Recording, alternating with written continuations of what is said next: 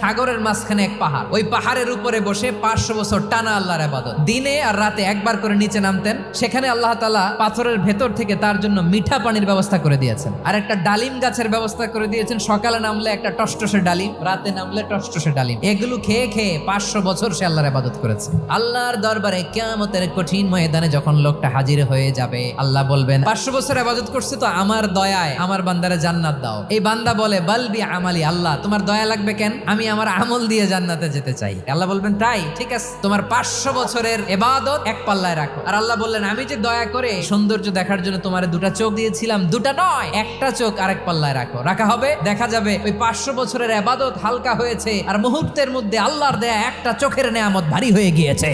ফলাফল দেখো, হিসাব বলে তুমি এখন জাহান্নামে যাবা, যাও এবার জাহান্নামে যাও। এবার লোকটা কাচুমাচু করে বলে আল্লাহ এবার আমি বুঝতে পেরেছি তোমার দয়া ছাড়া দুনিয়ায় কেউ জান্নাতে যেতে পারবে না।